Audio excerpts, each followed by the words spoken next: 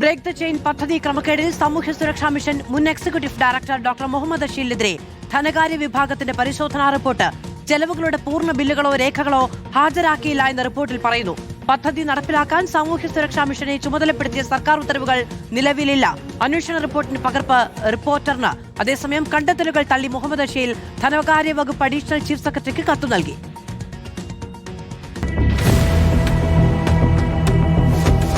Covid വ്യാപനം തടയുന്നതിനുള്ള ബോധവൽക്കരണത്തിനായി സാമൂഹ്യ സുരക്ഷാ മിഷന്റെ അഡ്മിനിസ്ട്രേറ്റീവ് ഫണ്ടിൽ നിന്ന് 4.3 കോടിയും സ്പോൺസർഷിപ്പ് ഇനത്തിൽ ലഭിച്ച 49 ലക്ഷം രൂപയും ഉൾപ്പെടെ 4.8 കോടി രൂപയാണ് പദ്ധതിക്കായി ചെലവഴിച്ചത്.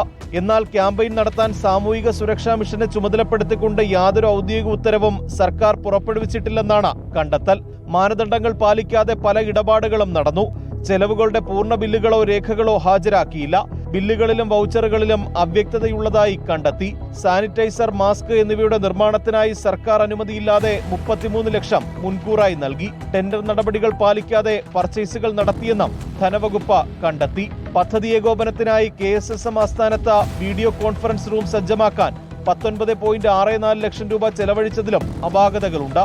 സാമൂഹ്യ സുരക്ഷാ മിഷൻ മുൻ എക്സിക്യൂട്ടീവ് ഡയറക്ടറായിരുന്ന ഡോക്ടർ മുഹമ്മദ് അഷീലിന്റെ വിശദീകരണം തൃപ്തികരമല്ലെന്നും വകുപ്പ് തല അച്ചടക്ക നടപടി വേണമെന്നും റിപ്പോർട്ട് ശുപാർശ ചെയ്യുന്നു. അന്വേഷണ റിപ്പോർട്ട് പുറത്തുവന്നതോടെ കണ്ടെത്തൽ തള്ളി ഡോക്ടർ മുഹമ്മദ് അഷീൽ രംഗത്ത് വന്നു. റിപ്പോർട്ടിലെ കണ്ടെത്തലുകൾ ശരിയല്ലെന്ന് കാട്ടി ധനകാര്യ വകുപ്പ് അഡീഷണൽ ചീഫ് സെക്രട്ടറിക്ക് ഡോക്ടർ വിശദീകരണ കത്ത് നൽകി. MG Pratheesh, reporter, Thiruvananthapuram.